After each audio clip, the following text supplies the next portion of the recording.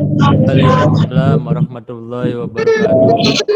Sampaikan terima kasih kepada Pak Biro Akademik, Pak Hadi Sucipto yang sudah memberikan arahan dan juga sambutannya.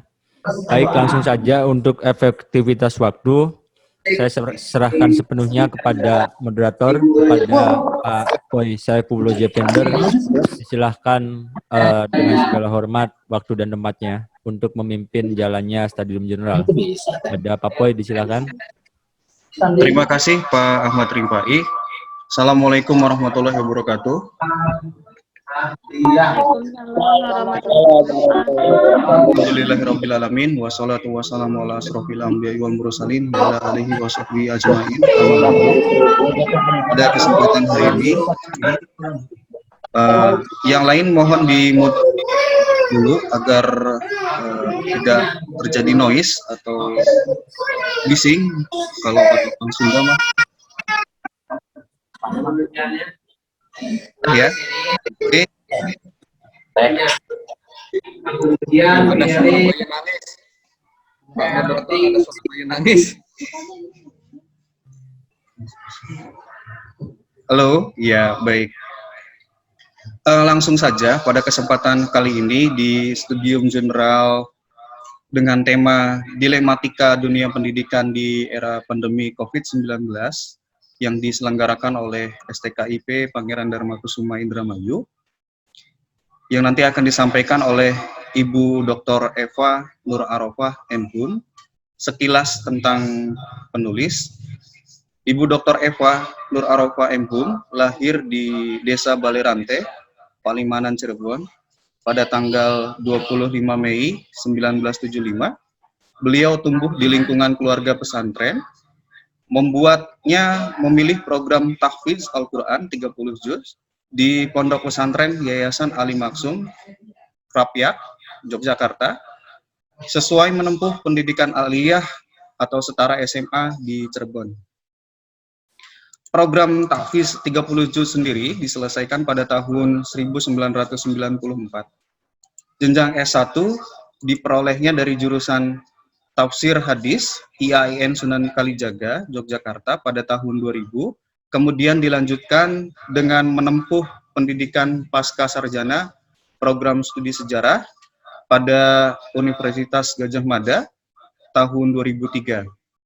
Sementara program doktoral diperoleh dari program Ilmu Sejarah Fakultas Ilmu Budaya Universitas Pajajaran pada tahun 2018. Beberapa penelitian bersama dan pribadi yang telah dilakukan diantaranya adalah budaya bahari. Ini merupakan sebuah apresiasi di Cirebon, kerjasama dengan Menteri Perikanan dan Kelautan Republik Indonesia tahun 2004.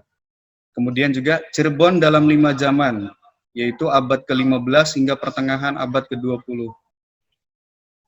Diprakarsai oleh Dinas Pariwisata dan Kebudayaan Provinsi Jawa Barat tahun 2011. Kemudian juga ada Islam di Karesidenan Cirebon, penebar media pustaka tahun 2019, dan seterusnya. Kemudian juga selain itu, beliau terlibat dalam penelitian City Symbol, kerjasama antara Universitas Gadjah Mada dan NIOD, Netherlands Institute for War Documentation, tahun 2005. Wakaf dan Sejarah Sosial Indonesia, kerjasama Universitas Gadjah Mada dengan SOAS, University United Kingdom, pada tahun 2007. Dan aktivitas sosial Ibu Dr. Eva ini merupakan Sekretaris Yayasan Dewan Kesenian Cirebon atau DKC. Kemudian juga beliau juga menjadi volunteer pada Lingkar Studi Sastra LSSS Cirebon, anggota unit naskah pada Keraton Kesepuhan Cirebon. Kemudian juga Ketua Ikatan Pelajar Putri Nahdlatul Ulama IPPNU Kabupaten Cirebon periode 2004 sampai dengan 2007. Kemudian juga Pengurus Wilayah Ikatan Pelajar Putri Nahdlatul Ulama IPPNU Provinsi Jawa Barat pada periode 2004 sampai dengan 2007. Beliau juga pernah menjadi pengurus Ikatan Pelajar Putri Nahdlatul Ulama IPPNU Provinsi Jawa Barat periode 2005 sampai dengan 2007. Pengurus Fatayat cabang Kabupaten Cirebon tahun 2015 sampai dengan 2017. Pengurus Fatayat cabang Kabupaten Cirebon tahun 2017 sampai dengan 2019. Kemudian juga peneliti pada Center for Empowering Society and Cultural Study di Cirebon. Anggota Panitia Pengawas atau Panwas Kecamatan Pekalipan pada pemilihan wali kota dan wakil wali kota Cirebon tahun 2007 dan sampai 2008. Anggota Jam'iyah Tahfiz Al-Quran IHAQ Cirebon, pengajar pada program Tahfiz Al-Quran pada Yayasan Al-Wusto Balerante Palimanan Cirebon. Nah, baiklah, itu sekilas tentang Ibu Dr. Eva. Kita langsung saja ke Stadium General yang nanti akan disampaikan oleh Ibu Dr. Eva. Kepada Ibu Dr. Eva, kami persilahkan.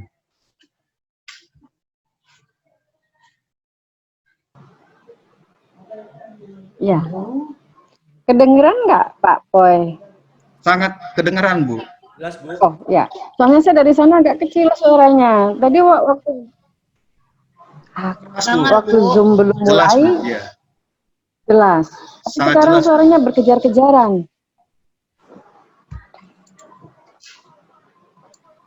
Sangat jelas, Bu. Ya.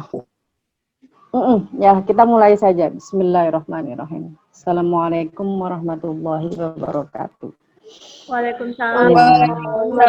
Senang sekali.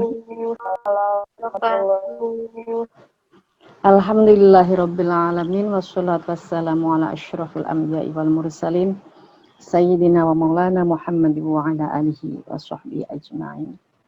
Amma ba'du. Senang sekali bisa berjumpa secara virtual dengan mahasiswa-mahasiswi yang akan segera memasuki semester genap ya 2021. Ini artinya mudah-mudahan Stadium General ini bisa menjadi awal yang baik untuk memicu semangat teman-teman mahasiswa memasuki semester ini. Ya, yang terhormat segenap jajaran pimpinan Kampus Putih STKIP Pangeran Darmakusuma dan juga segenap jajaran yayasan, pengurus yayasan di Yayasan Ibu Khadijah yang saya hormati pula, serta adik-adik mahasiswa yang saya cintai. Saya sebelum memasuki tema yang berhubungan dengan dilema dunia pendidikan menghadapi COVID ini, saya ingin membacakan salah satu ayat Al-Quran yang kemudian menjadi andalan setiap kali kita berbicara tentang pengetahuan, ilmu pengetahuan. Bismillahirrahmanirrahim. Ya ayyuhalladzina amanu idza qila lakum tafassahu fil majalisi fafsahu yafsahillahu lakum. Wa idza qila anshuzu fanshuzu yarfa'illahu alladzina amanu minkum walladzina utul ilma darajat. Wallahu bima ta'maluna khabir. Jadi saya akan mulai bahwa dalam situasi apapun, karena ini adalah sebuah dalil yang kemudian menjadi kewajiban seluruh umat Islam, maka menuntut ilmu. Kata frase atau penggalan ayat yang akan saya kemukakan lebih banyak adalah yarfa'illahu alladzina amanu minkum walladzina utul ilma darajat. Maka kemudian kewajiban menuntut ilmu menjadi salah satu hal yang harus dilakukan. Untuk apa? Untuk memosisikan kita sebagai orang yang kemudian tanda petik terhormat. Orang menjadi dewasa, orang menjadi dipandang, orang menjadi didengar, orang menjadi kemudian menempati tempat yang istimewa ketika memiliki ilmu. Maka kewajiban menuntut ilmu itu adalah sebuah keharusan bagi kaum muslim. Saya kira tema ini tidak akan muncul ketika kita menghadapi situasi biasa-biasa saja. Pasti kita berhadapan-hadapan langsung ya di kampus itu kan. Tema ini, Zoom ini juga kemudian menjadi media yang kemudian mau tidak mau kita harus memakainya. dalam situasi seperti ini. Situasi dunia yang saya nggak tahu, seusia saya segini baru merasakan bahwa ada sesuatu yang kemudian begitu rumitnya berhubungan dengan sekolah, dengan dunia pendidikan, yaitu situasi di mana ada pandemi.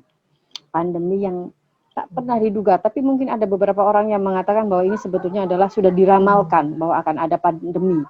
Seolah menjadi siklus abad per abad, ketika abad yang lalu juga sama, ada pandemi, sebelumnya juga sama, ada pandemi, sampai kemudian pada fase kenabian pandemi itu sebetulnya sudah terjadi. Dan ini, kita menghadapi situasi yang kemudian tidak pernah diprediksi sebelumnya, yaitu situasi pandemi ini. Maka tema ini menjadi kemudian lahir, bagaimana dunia pendidikan itu menjadi begitu menjadi begitu banyak perubahan di dalamnya ketika menghadapi situasi pandemi seperti ini.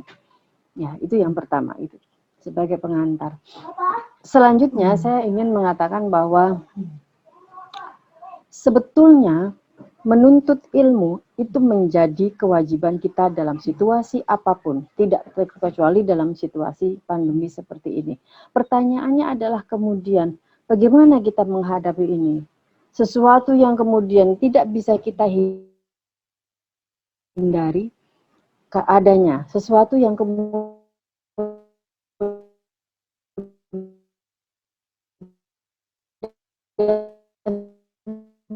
tidak bisa kita tolak adanya. Saya masuk dalam kategori generasi Pak Galun pasti ketawa, saya kategorinya kategori tua dibanding dengan rekan-rekan yang lain. Maka kemudian saya terus terang saja, secara teknologi, secara kemudian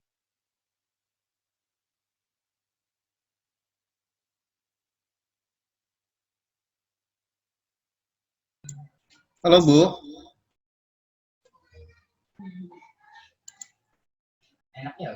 Baik, kita tunggu sejenak. Barangkali ada masalah teknis. Kita tunggu Ibu Dr. Eva untuk bisa bergabung lagi dengan ruang Zoom kita. Mudah-mudahan segera bisa masuk lagi.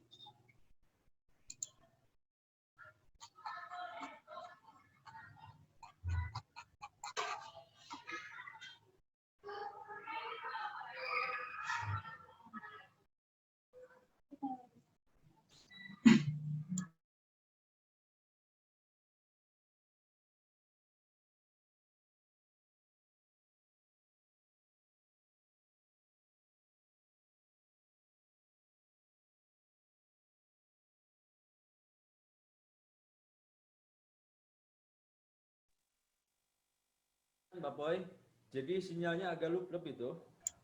Gimana Pak? Bu Eva kan lagi di Buntet, kayaknya di Buntet agak hujan. Oke. Nanti saya hubungin dulu ya. Mangga Pak, mangga. Boleh. Halo? Iya, halo. Halo. Halo, iya Bu. Ya, sudah tersambung lagi Pak Pol. Nggih Pak, nggih Bu, nggih sudah. Iya. Iya. Iya, saya hanya ingin mengatakan di awal bahwa kemudian apa yang terjadi saat ini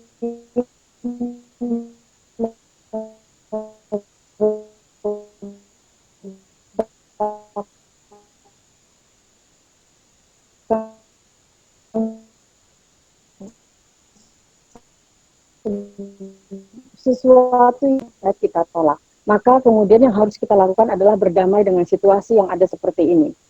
Itu saja. Jadi dunia pendidikan kita sebetulnya tiap tahun juga kemudian selalu dibutuhkan dunia pendidikan itu sendiri.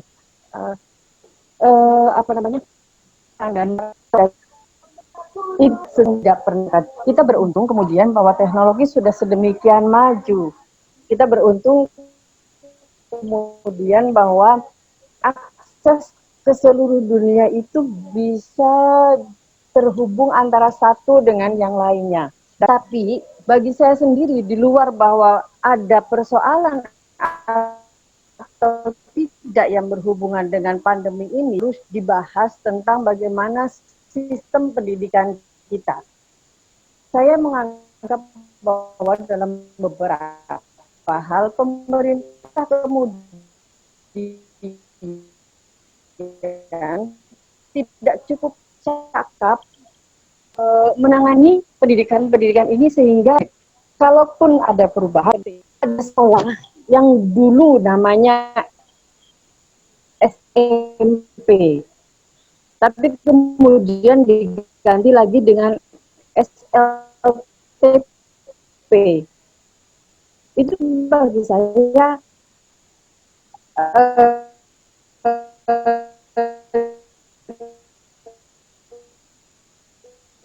tidak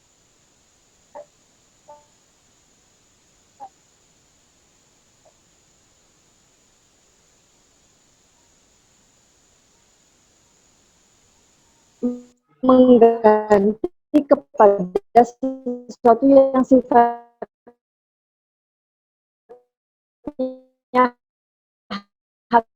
hakikat. Hanya nama saja, ada SMA yang kemudian diganti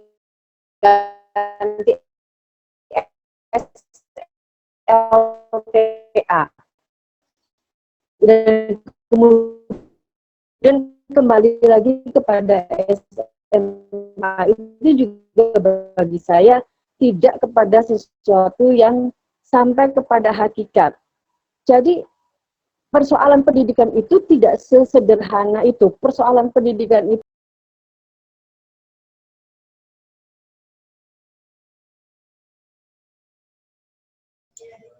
Halo Bu.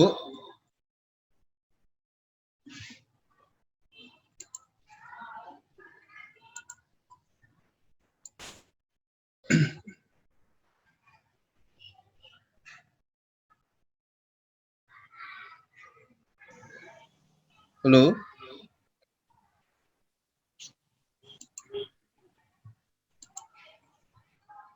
Ya, mohon maaf, mungkin ada sedikit kendala teknis. Kita tunggu agar Ibu Dokter bisa bergabung lagi bersama kami di Studium General ini. Mohon bersabar.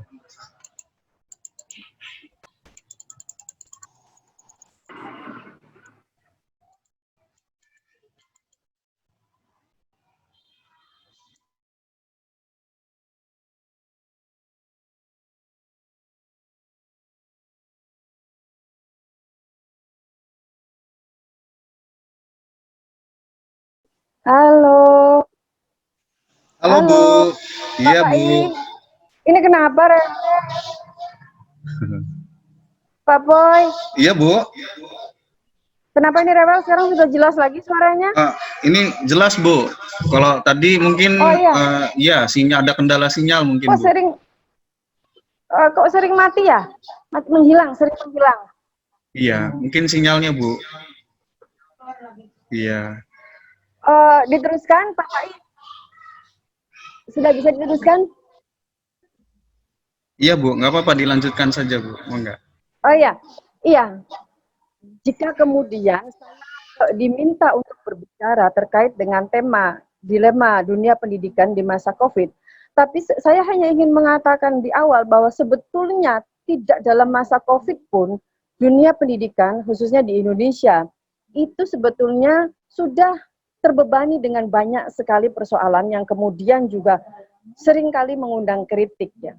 Saya merasa bahwa kadang-kadang pemerintah juga tidak cukup melakukan hal-hal yang sifatnya mendasar, tetapi hanya sesuatu yang sifatnya permukaan, seperti penggantian nama sekolah dari SMP ke SLTP, dari SMU ke SMA gitu, dari SMA ke SLTA. Bagi saya itu kemudian bukan sesuatu yang merupakan hal prinsip.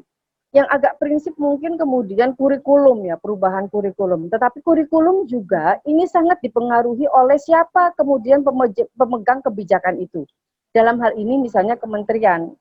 Setiap kali menteri berganti, maka kemudian kebijakannya berganti pula, kurikulumnya berganti pula, dan itu juga merupakan persoalan sendiri.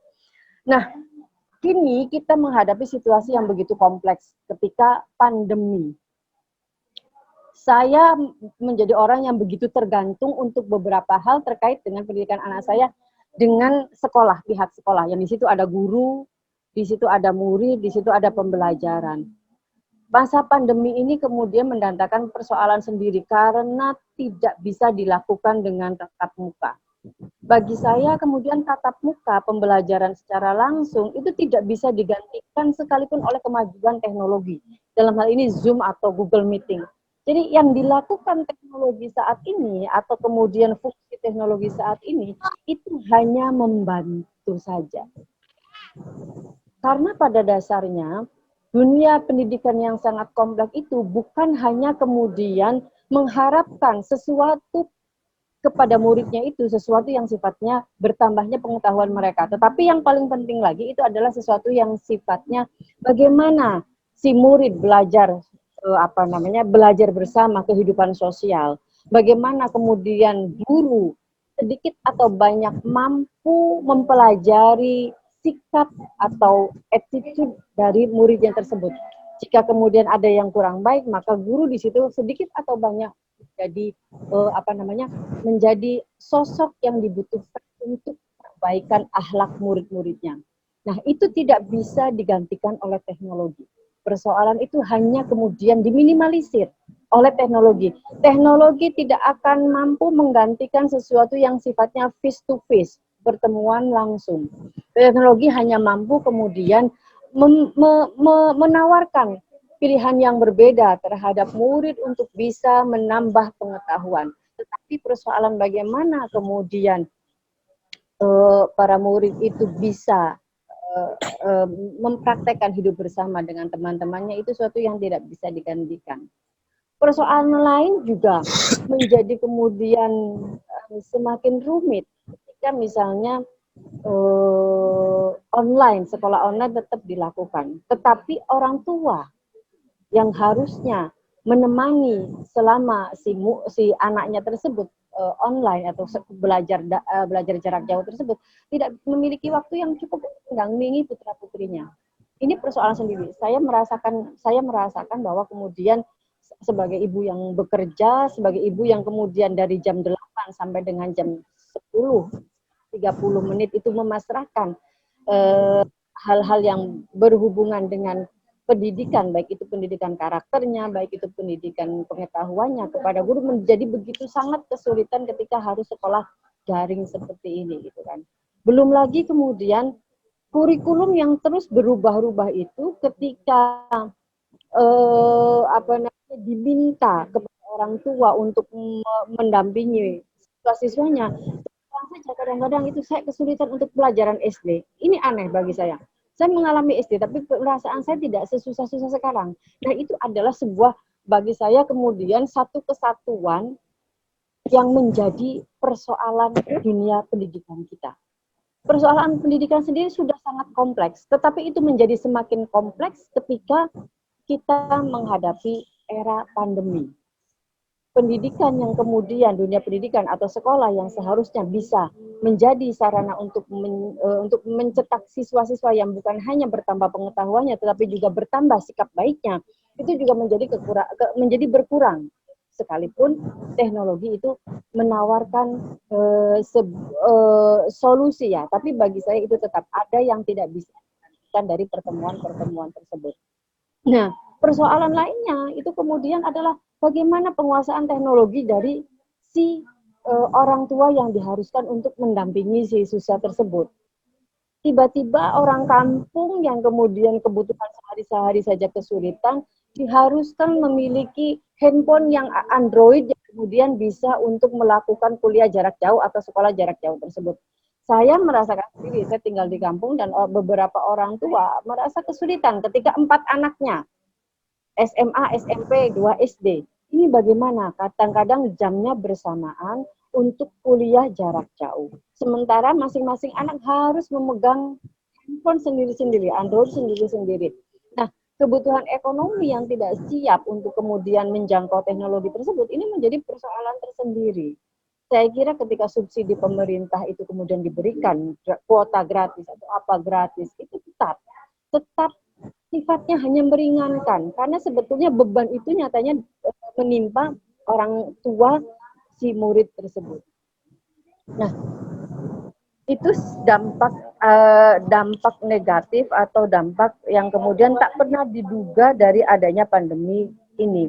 Tetapi bagi saya sebetulnya di luar bahwa sesuatu yang sifatnya sulit, di luar sesuatu yang kemudian sifatnya rumit, pandemi ini mendatangkan peluang sendiri bagi kita yang kemudian bergerak dalam dunia pendidikan. Kenapa kemudian tiba-tiba dibutuhkan banyak sekali ahli IT yang mampu, itu adalah persoalan yang harus dikuasai oleh kita semua, dan itu menjadi salah satu peluang. Apakah itu sesuatu yang sifatnya finansial? Ya, bagi saya finansial menjadi kemudian peluang yang bisa kita raih dari situasi pandemi ini dan hubungannya dengan dunia pendidikan. Makanya saya kira yang tidak bisa kita tolak adalah kemudian menguasai teknologi tersebut, di luar bahwa kemudian menguasai materi pembelajaran. Persoalan para pendidik, persoalan pada kalian mahasiswa yang nantinya akan bergelut dengan dunia pendidikan, itu menjadi semakin rumit. Dulu kita hanya dituntut untuk mempersiapkan bahan ajar. Selesai kita memenuhi bahan ajar tersebut, kita kemudian mentransformasikan bahan ajar yang sudah kita buat kepada para siswa.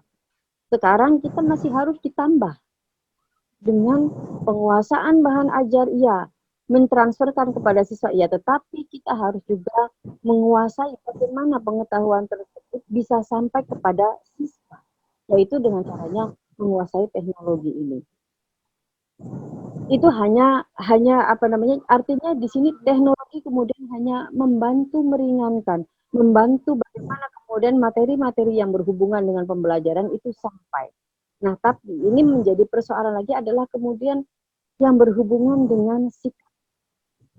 Pertemuan murid dengan gurunya, pertemuan murid dengan teman-temannya, itu adalah bagian dari bagaimana murid atau siswa itu bisa terbentuk sikapnya ketika mereka nanti hidup di masyarakat, di tengah-tengah masyarakat.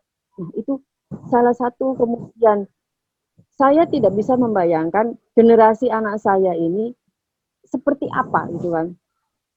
Artinya kalau orang tuanya tidak mampu maksimal, artinya orang tuanya kalau misalnya bekerja seperti saya,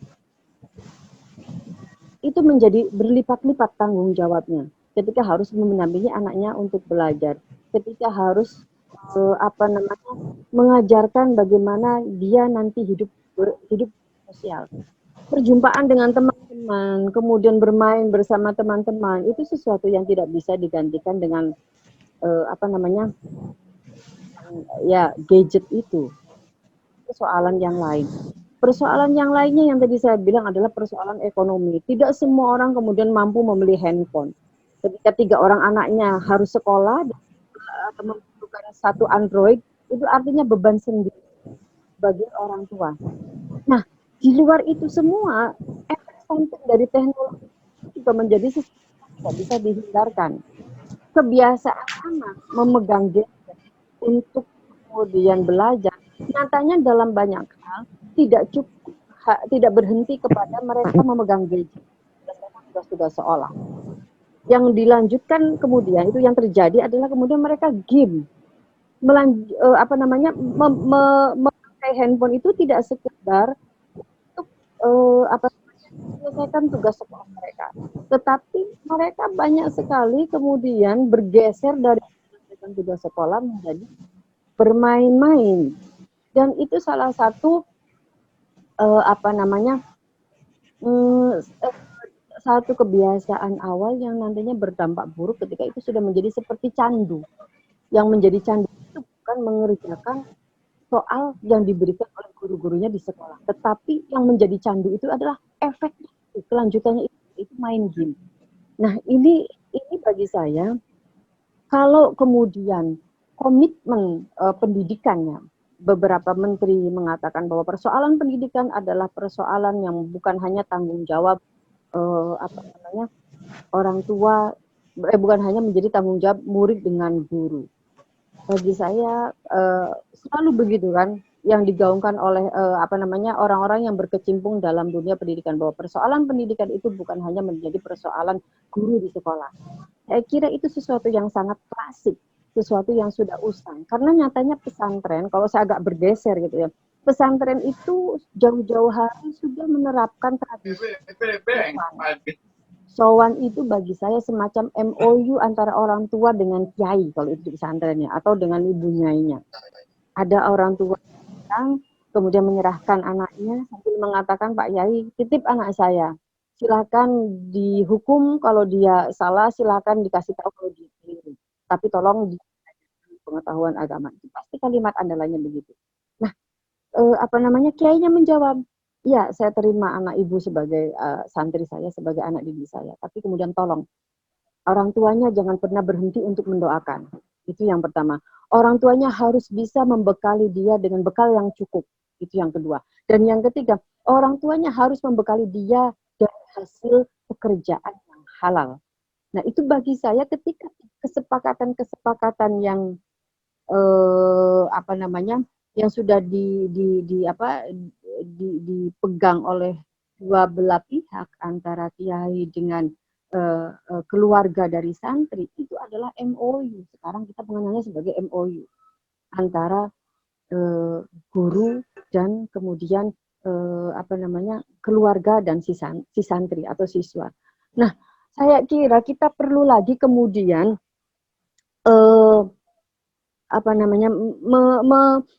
menyadarkan kembali bahwa kita berada dalam situasi yang kemudian tidak mungkin persoalan pendidikan ini hanya diserahkan kepada satu pihak. Itu tidak mungkin. Atau mengatakan bahwa persoalan pendidikan hanya menjadi tanggung jawab kementerian dan guru di sekolah. Itu tidak mungkin.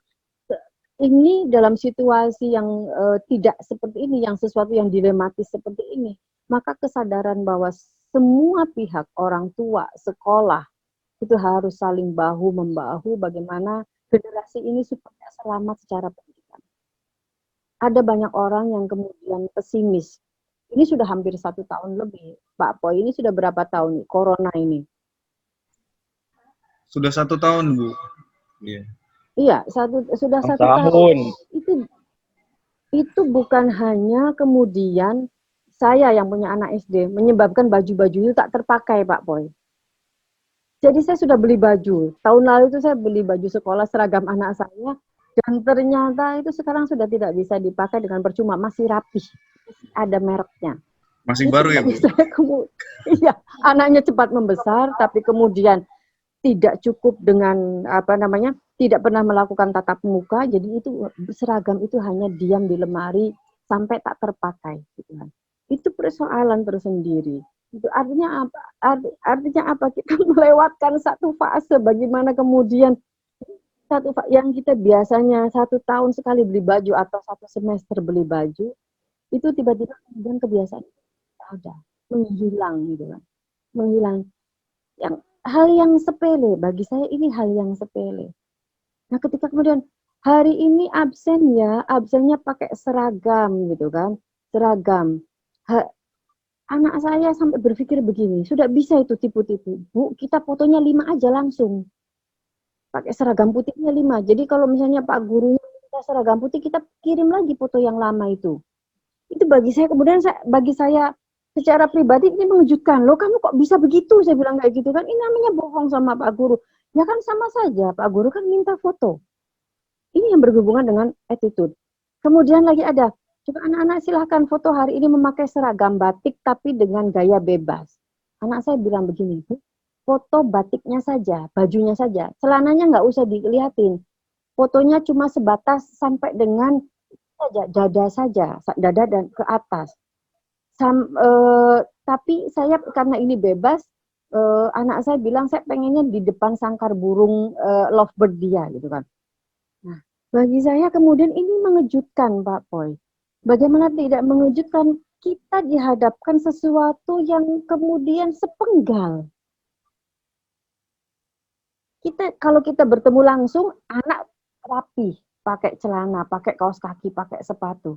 Tapi ketika dalam situasi seperti ini, si gurunya minta, hari ini absen kirim foto dengan seragam batik, dia bebas. Dia bilang, saya nggak usah mandi Bu, kan nggak kelihatan Pak Guru. Saya juga nggak usah pakai celana, gitu kan, celana yang kemudian seragam batik. Saya cukup pakai batik dan di bawahnya itu pakai celana kolor, kata dia, gitu kan. Foto saja sampai ke sebatas dada. Kemudian karena ini gaya bebas, dia minta itu di dekat sarang burung dia. Bagi saya ini kemudian mengganggu secara psikologis Pak Boy gitu kan. Saya yang tidak saya yang punya anak SD itu kemudian bertanya-tanya, kok kamu bisa sih berpikir seperti itu? Lah apa nyatanya yang suruh diperlihatkan itu seragam batik dengan gaya bebas. Mana tahu Pak Guru gitu kan? Apakah saya memakai sarung, apakah saya memakai kolor, yang penting seragam batik itu nampak gitu kan. Nah, itu karena keterbatasan teknologi yang kemudian itu hanya menampilkan sesuatu yang sifatnya sepenggal, itu kemudian melahirkan sikap manipulatif. Kemudian mengajarkan anak-anak itu kemudian manipulasi, sedikit agak tipu-tipu. Kalau saya bilang itu, saya terganggu terus terang Pak Apol. Ini mungkin tidak pernah terbayangkan, tapi saya merasakan sendiri ketika anak saya SD dan berpikir untuk begitu. Satu kali foto batik tapi 5 tempat. Minggu depan minta batik foto yang satunya. Nah, artinya itu sebetulnya sesuatu yang kemudian menguntungkan pada satu sisi, meminimalisir siswa bahwa dia tetap bisa kemudian absen, tetap bisa kemudian memenuhi tuntutan gurunya. Tetapi di sisi lain, saya kira itu sesuatu yang kemudian menjadi presiden buruk. Bagaimana sesuatu yang sifatnya manipulatif itu dari kecil itu mereka sudah terbiasa. Ini makanya kemudian pertemuan antara guru dengan murid, pertemuan antara mahasiswa dengan dosennya itu tidak akan terganti dengan sesuatu yang sifatnya teknologi. Gitu. Hal yang sangat sepele. Tapi saya dibikin shock itu. Nah, dan itu hampir semua temannya ternyata melakukan itu. Ngapain gitu kan? Kita kemudian repot-repot harus ganti baju tiap hari, habis itu dipakai itu. Jadi ada sesuatu yang sifatnya manipulatif. Itu yang persoalan selanjutnya. Persoalan selanjutnya, jadi saya bicara ini hanya berdasarkan apa yang kemudian saya alami dengan anak saya yang masih SD ya. Persoalan yang lain, misalnya gini, lagi-lagi karena keterbatasan teknologi, sesuatu yang kemudian sifatnya biasa. Itu sesuatu yang sepele ya, yang berhubungan dengan performan penampilan, absensi, yang lainnya. Persoalan lain ini karena ada bagi saya kemudian menjadi persoalan juga ketika guru perempuan dengan guru laki-laki. Saya merasakan yang lebih telaten, pertama ada guru yang identik dengan sesuatu yang lebih detail, lebih sabar, lebih teliti, dan ini mendatangkan persoalan sendiri. Saya merendahkan laki-laki ya, tapi cenderungan perempuan itu lebih telaten pengalaman saya. Maka kata kuncinya adalah sebetulnya pendidikan di situasi pandemi seperti ini harusnya membuat kesadaran kita itu bertambah bahwa pendidikan bukan sekedar tanggung jawab pihak sekolah, pihak guru ataupun yang lainnya, tetapi pihak kita semua, berbagai pihak, termasuk yang paling penting di sini adalah orang tua yang kemudian lebih banyak waktu dengan anaknya ketika situasi pandemi seperti ini. Itu persoalan lainnya ketika kemudian ada tugas. Saya sampai mengeluarkan kalimat seperti ini. Ini sebetulnya yang sekolah siapa? Kenapa kemudian tiba-tiba saya yang menjawab? Ketika anak saya, Bu, nggak bisa, ini jawabannya apa? Bu, ibu aja lah yang mengerjakan. Itu sudah pada anak-anak itu, saya nggak tahu anak-anak di luar itu, tapi anak-anak saya kemudian, kalau saya nggak bisa, ibu saja yang mengerjakan. Nah, itu kalimat itu juga kemudian menjadi kalimat yang sangat mengejutkan saya secara pribadi. Dengan mudahnya kemudian mereka mengatakan tidak bisa. Dan disuruhlah ibunya yang mengerjakan. Kalau ibunya bisa, itu mungkin juga satu keberuntungan sendiri bagi anaknya. Sekalipun bagi saya kemudian kenapa bunga yang bagus sekali, yang siapa ini gitu kan. Ini yang bikin pasti ibunya. Jadi ada apa namanya, ada ungkapan bahwa sekarang ini saya tiba-tiba sekolah lagi SD, tiba-tiba sekolah lagi SMP gitu kan. Itu menjadi catatan tersendiri bahwa kemudian ada sesuatu yang bergeser dan menurun secara grafik, menurun orang tuanya dengan mengatakan bahwa saya tidak bisa mengerjakan ini gitu. Nah, begitu kompleksnya persoalan pendidikan ketika masa pandemi. Meskipun demikian, saya ingin mengatakan, dari awal saya katakan bahwa tanpa pandemi pun persoalan pendidikan itu kemudian menjadi persoalan yang berlangsung terus. Persoalan pendidikan itu nyatanya tidak bisa lepas dari sesuatu yang sifatnya kebijakan. Dan itu larinya kepada sesuatu yang sifatnya politis. Persoalan pendidikan itu semakin kompleks ketika kemudian kita menghadapi masa pandemi seperti ini. Dan catatan yang paling akhir bagi saya, kemudian kita bisa lanjut dengan tanya jawab. Catatan yang paling penting dari apa namanya, dari saya kali ini adalah kesadaran bahwa pendidikan itu menjadi tanggung jawab bersama itu harus lebih kita tingkatkan. Saya sangat sedih dengan kemudian apa yang terjadi dengan generasi sekarang ini, terutama anak-anak SD ya, karena saya anak SD, saya begitu itu.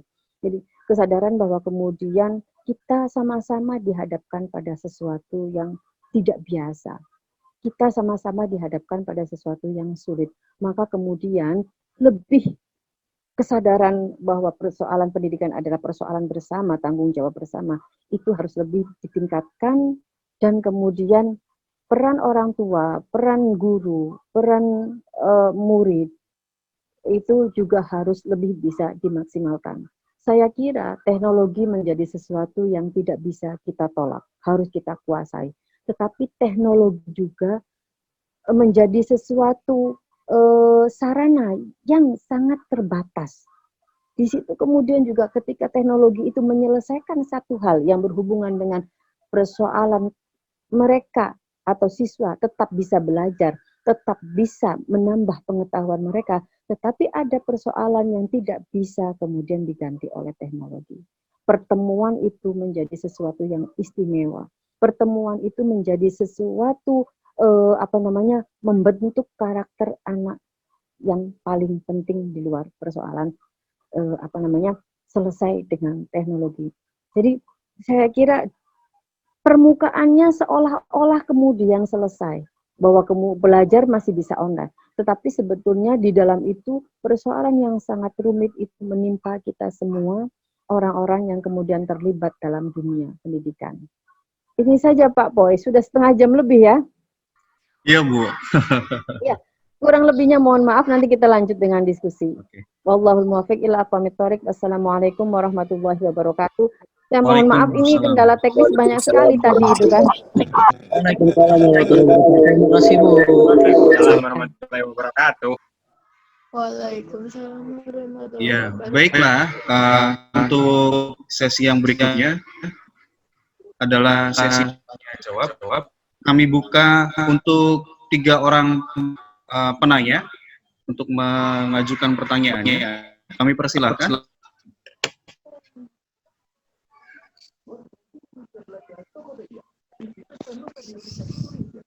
Silakan jika ada yang ingin ditanyakan. Oke Pak, saya. Silakan. Dengan siapa ini? Oke, perkenalkan nama saya Kian Ismail. Saya berasal di Pangandaran. Pangandaran. Ya. Ya mungkin saya tadi menyimak terkait yang dibicarakan bahwasanya narasumber ini lebih banyak apa yang namanya ya, lebih banyak membicarakan terkait keluh kesah yang ada di pendidikan di Indonesia ini, seperti yang katakan bahwasanya walaupun nggak ada pandemi, pendidikan Indonesia agak sedikit buruk dan banyak sekali orang-orang yang mengkritik terkait sistem yang ada di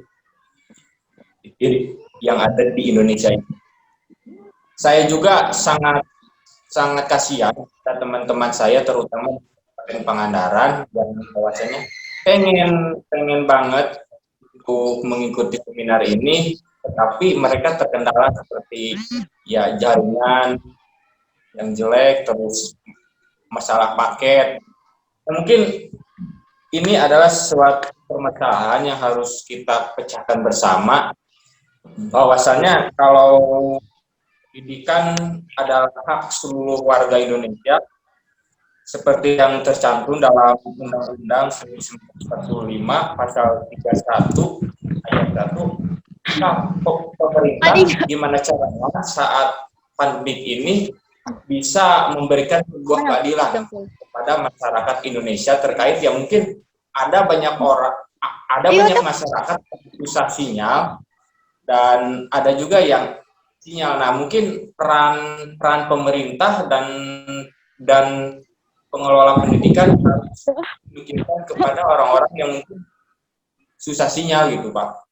Bu, jadi pertanyaan saya, bagaimana caranya supaya keadilan itu seperti yang tercantum dalam undang-undang bisa terlaksana? Dan sampai sekarang masih banyak mahasiswa-mahasiswa yang berkeluh kesah karena terkait ya sinyal, terus paket, seperti yang terjadi saat ini. Mungkin sekian dari saya. Wassalamualaikum warahmatullahi wabarakatuh. Waalaikumsalam warahmatullahi wabarakatuh. Mau langsung dijawab atau ditampung dulu, Ibu?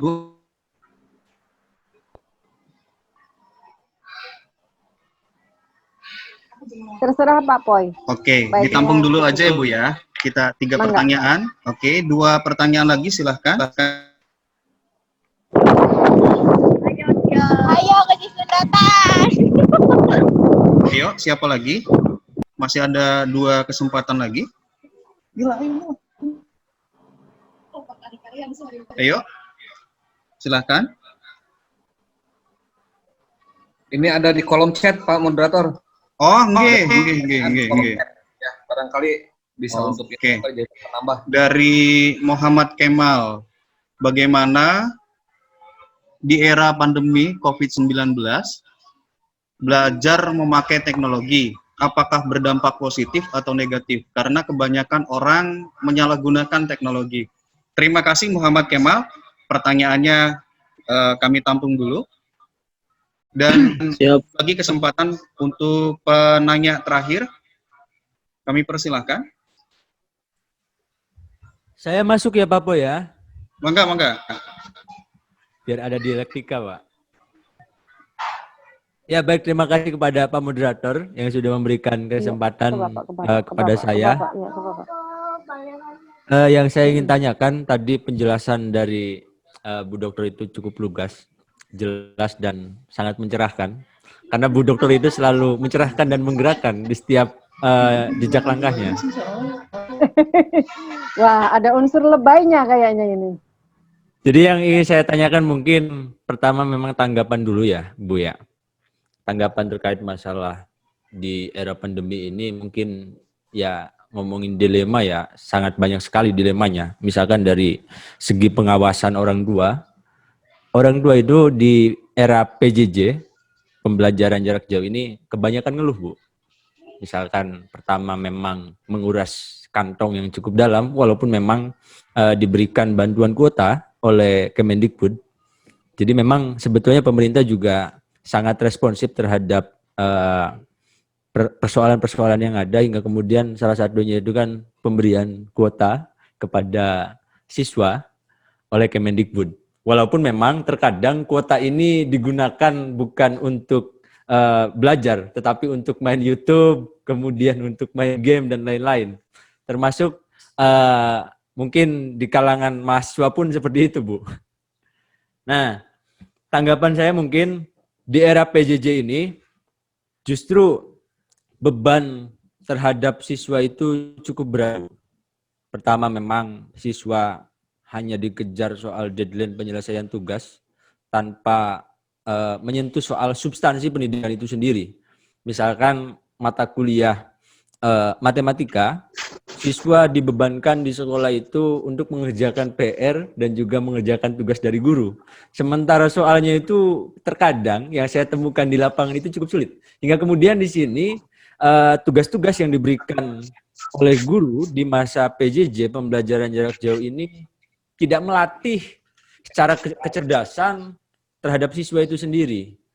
Kemudian mungkin kelemahan yang kedua di PJJ ini, saya mengutipkan Malaka bahwa pendidikan sejatinya adalah mempertajam kecerdasan, kemudian memperhalus perasaan dan juga kemauan. Yang saya soroti di PJJ ini dari ketiga nilai itu agak kurang. Pertama, memang dari segi memperkukuh kemauan untuk belajar agak rendah karena memang sudah terkontaminasi dengan konten-konten YouTube dan juga game. Kemudian yang kedua, dari sisi mempertajam perasaan juga agak kurang, karena ngomongin soal perasaan ya harus dibentuk ketika tatap muka dan melalui tindakan-tindakan yang dilakukan oleh gurunya. Nah, menurut Bu Dokter, apakah sejauh ini penerapan PJJ ini cukup efektif? Karena yang tadi saya temukan di lapangan, PJJ ini satu membebankan orang, kemudian yang kedua tidak melatih beberapa nilai terhadap siswa itu sendiri. Dan kalaupun misalkan ada pengawasan seperti apa, formulasi seperti apa yang harus dilakukan agar PJJ ini berjalan dengan baik dan efektif, supaya tujuan dari PJJ ini tercapai dengan baik. Mungkin itu Bu Dokter, terima kasih atas waktunya. Terima kasih Pak Pai atas pertanyaannya.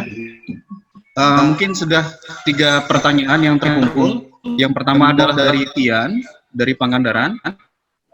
Pertanyaan itu kalau tidak salah, bagaimana era pandemi ini bisa menumbuhkan semangat di kalangan mahasiswa melihat berbagai macam problematika yang ada.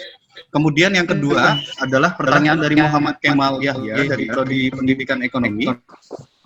Bagaimana di era pandemi COVID-19 ini belajar memakai teknologi, apakah berdampak positif atau negatif? Karena kebanyakan orang menyalahgunakan teknologi. Dan yang terakhir dari Pak Pai,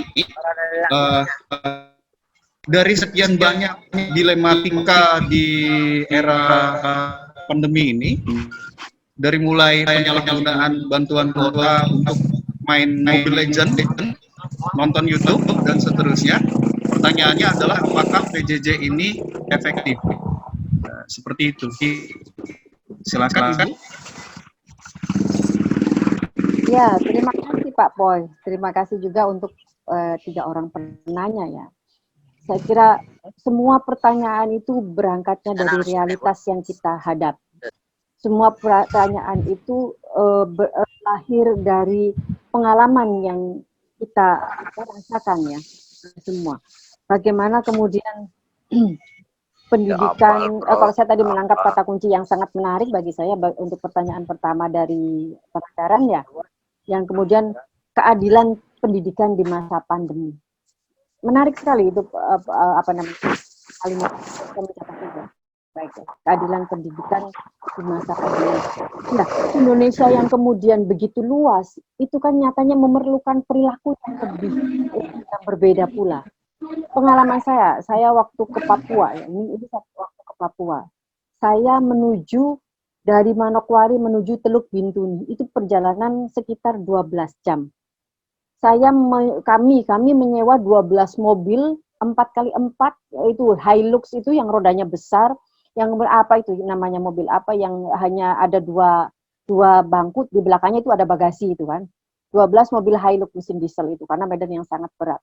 Nah, di situ 12 rombongan, masing-masing diisi supir dan 3 orang penumpang, di belakangnya untuk bagasi kita. dan satu mobil itu hanya bagasinya diisi oleh drum yang isinya 3 drum diesel. Itu untuk mensuplai mobil-mobil yang kita pakai dari perjalanan dari dari Manokwari menuju Teluk Bintuni. Di situ kemudian kenapa saya bilang harus ada solar yang dibawa sendiri, karena nggak ada pom bensin. Perjalanan dari Manokwari ke Teluk Bintuni itu tidak ada gitu kan. Maka kemudian sebagai antisipasi kami membawa sendiri itu 3 drum besar solar sebagai bahan bakar 12 mobil apa itu yang 4x4 itu Hilux itu kan. Itu yang pertama.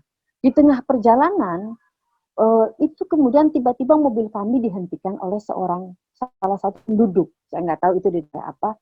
Dan ternyata supir yang kami sewa, yang terbiasa melewati rute itu, menyatakan begini, Pak supir itu siapa? Saya bilang kayak gitu.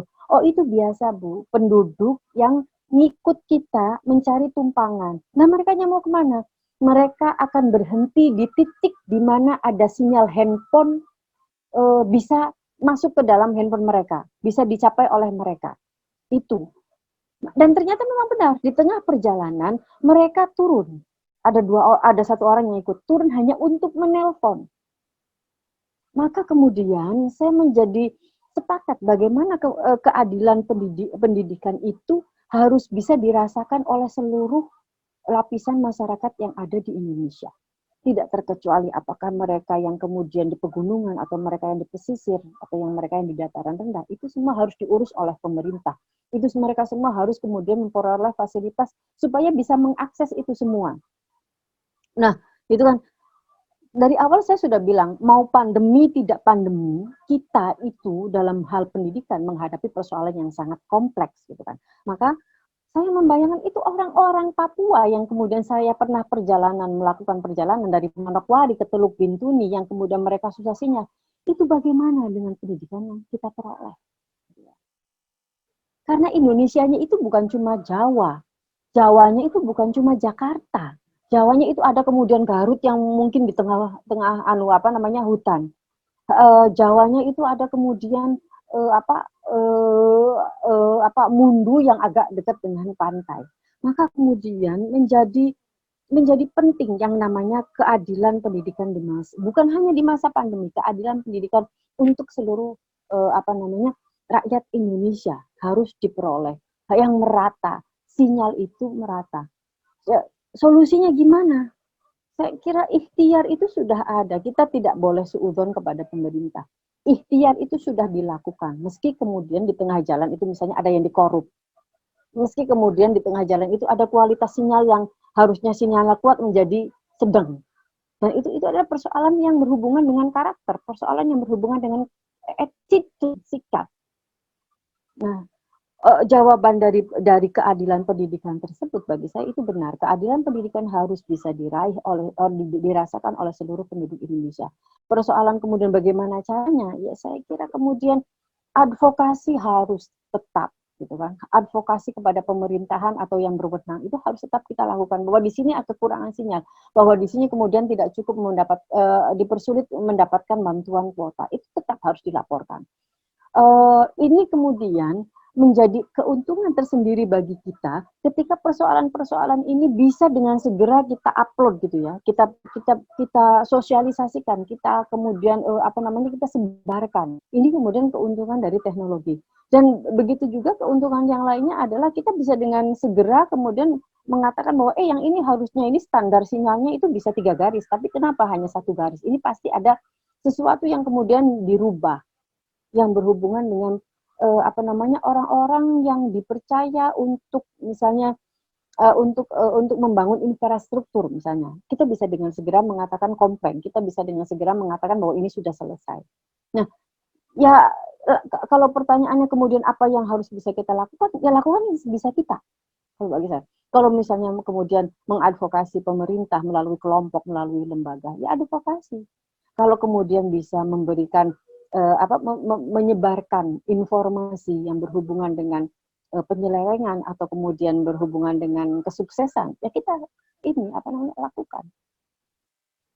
Kalau bagi saya itu yang paling penting itu adalah ikhtiarnya. Kalau kemudian nanti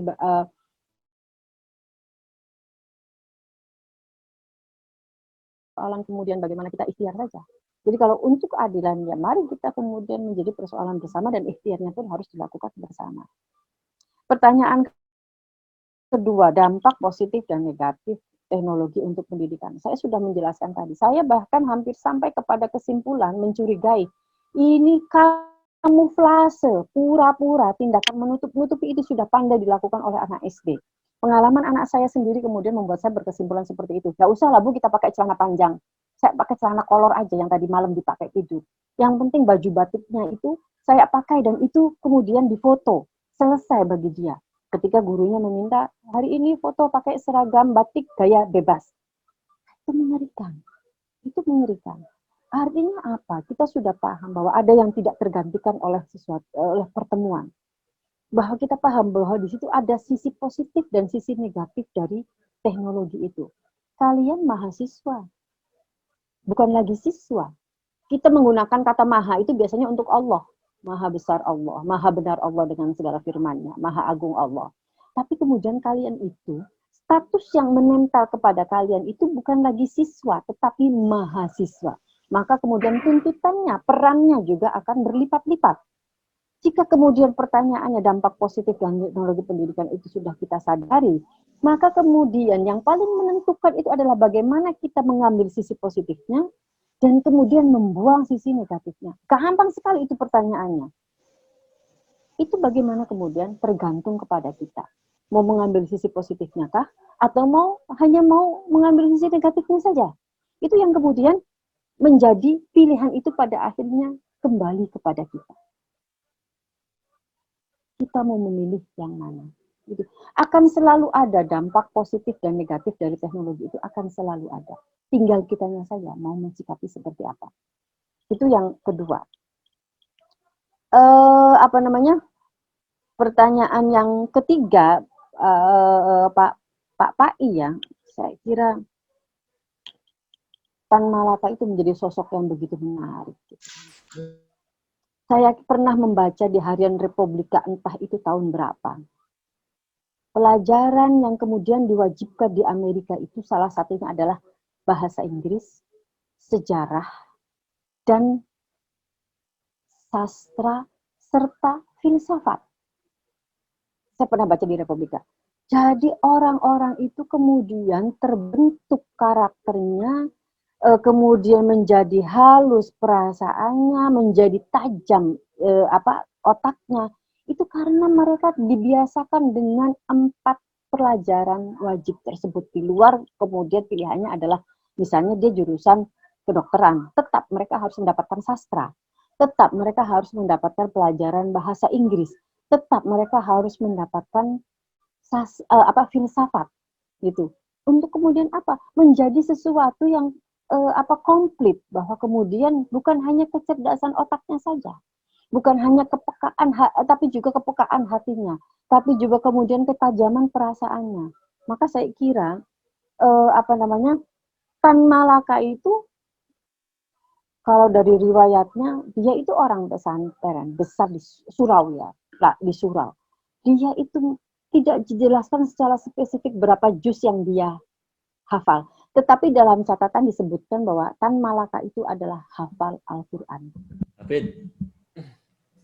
Silahkan silahkan dicek. Tapi kalau nanti saya pulang ke rumah, saya ada catatan kalimat itu. Pak Roni dan Pak Kanggalun pernah saya tunjukkan itu.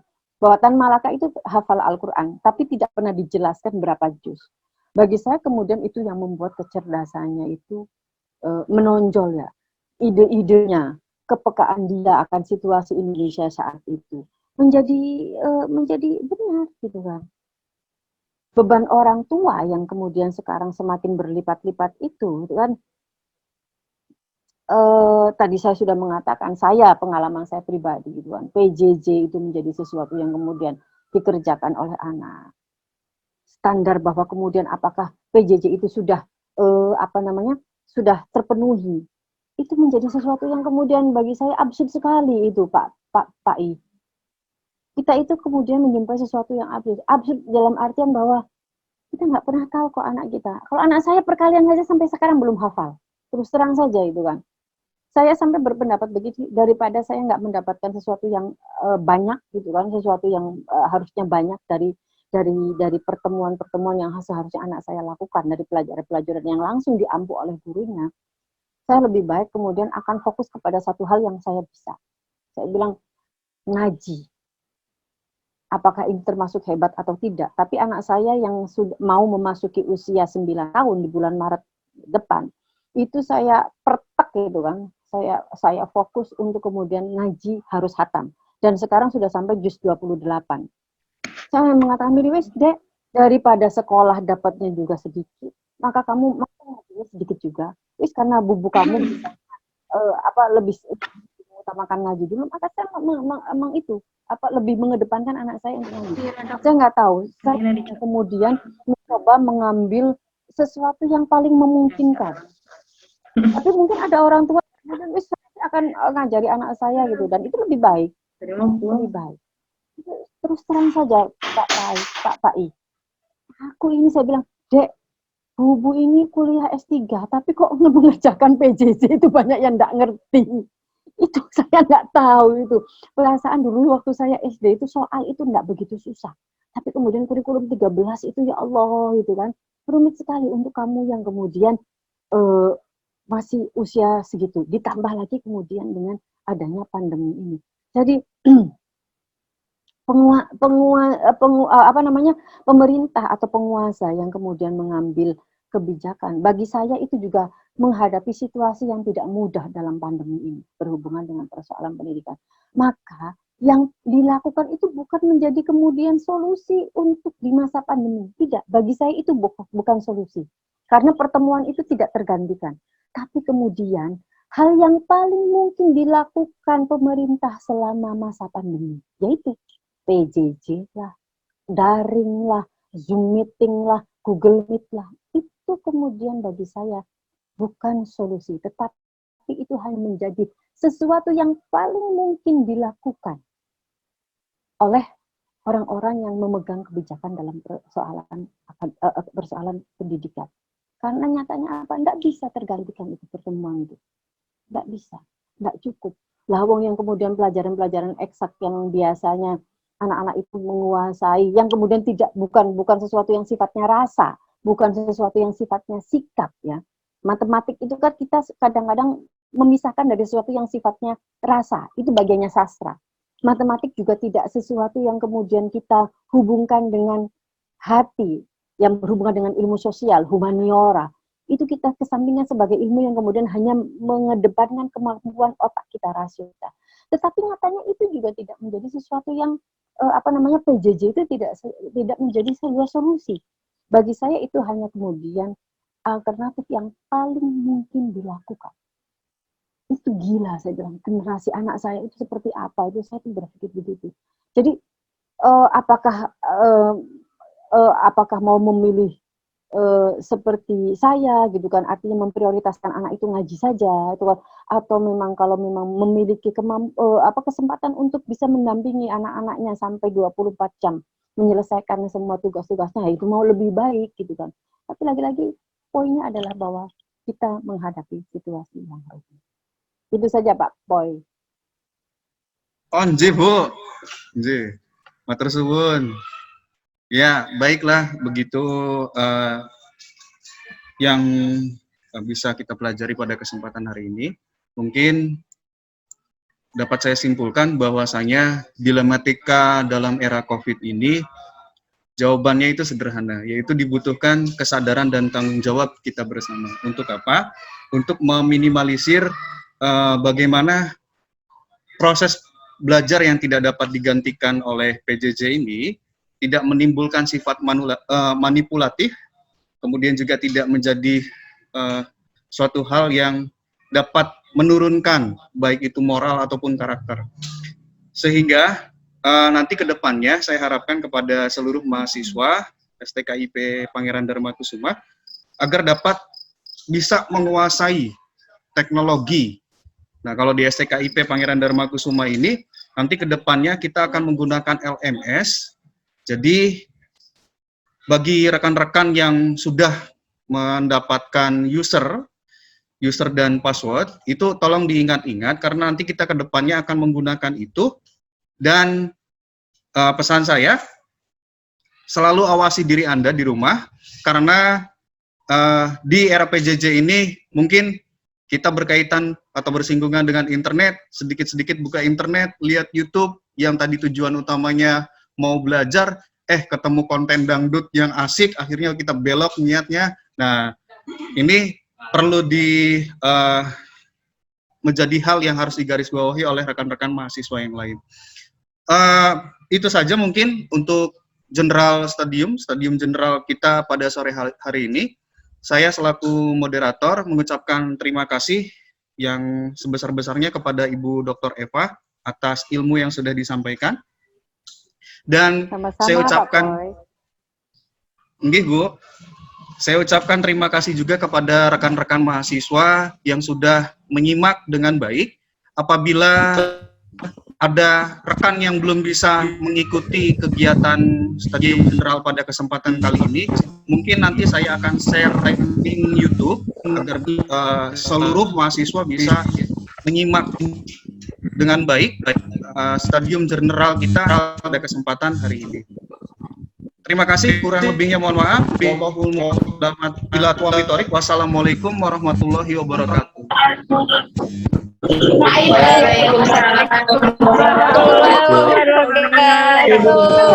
Mangga Pak Pai. Sami Bapak Poi. Ya, baik, terima kasih disampaikan kepada Pak Boy yang sudah yang sudah keren. Penutupannya sudah pakai wablul muafiq gitu. Luar biasa sekali itu. Ya, baik, terima kasih kepada pemateri Bu Dr. Eva. Terima kasih atas kesempatannya berbagi waktu dengan kita semua. Kemudian Bapak Ibu Kaprodi, ada Pak Galun, kemudian ada Ibu dosen, Ibu Nunung, kemudian Pak Hadi, terima kasih atas waktunya yang sudah menyempatkan hadir, serta sahabat-sahabat mahasiswa yang masih bersemangat walaupun via Zoom meeting ini tanpa mengurangi rasa khidmat mengikuti Stadium General. Baik, mohon maaf saya atas nama Master of Ceremony atau misalkan MC, bila ada salah kata maupun pengucapan, saya akhiri dengan wabillahi muwaffiq ila aqwamit thoriq. Wassalamualaikum warahmatullahi wabarakatuh. Waalaikumsalam warahmatullahi wabarakatuh. Izin live ya. Mangga Bu. Mangga Bu, matur suwun. Ya. Baik.